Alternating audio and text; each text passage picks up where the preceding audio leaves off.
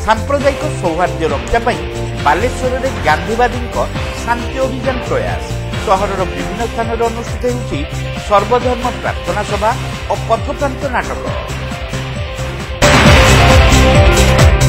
बालेश्वर में सृष्टि होता सांप्रदायिक विद्वेष को भूली लोकों मध्य भाईचारा स्थापन निमंते विगत एक सप्ताह धरी गांधी विचार संगठन मान पक्षर शांति अभियान आरंभ होइछि।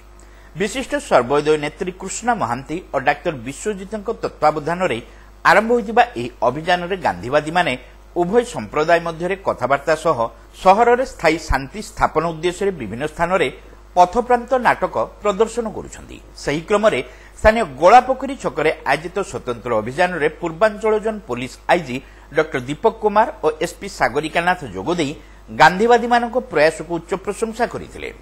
उत्कल गांधी स्मारक निधि, गांधी शांति प्रतिष्ठान, उत्कल सर्वोदय मंडल, बाजीराव छात्रावास और राष्ट्रीय युव संगठन प्रभृति गांधी विचारधारायुक्त संगठन मानक पक्षर राज्य स्तर आसीथिबा जस्टिस मनोरंजन महांती, गौरांग महापात्र, अक्षय कुमार पाढ़ी, पवन कुमार शर्मा, मिहिर प्रताप दास, प्रोफेसर विजय कुमार जेना प्रमुख एथिरे जोगदेई स्वाधीनता आंदोलन और स्वतंत्र उत्कल प्रदेश गठन में बालेश्वर भूमिका स्वतंत्र बोली कहिथिले। महात्मा गांधी प्रिय भूमि बालेश्वर, भाईचारा पाई बालेश्वर सबुबेले प्रसिद्ध।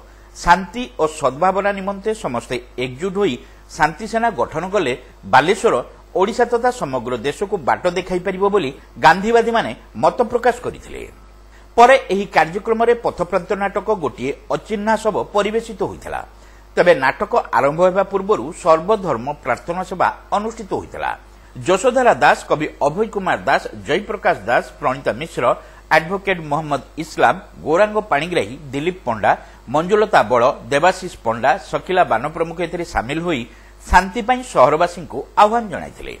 छोटराई माझी और फुललता सेठी नेतृत्व में पूर्व मिर्जापोखरी और माणिकंबठारे एही नाटक परिवेशित होइतिबा बेले आगामी दिन मानकरे सहरर विभिन्न स्थान में शांति और सद्भावना कार्यक्रम अनुष्ठित हेबो बोली कुआ जायछि।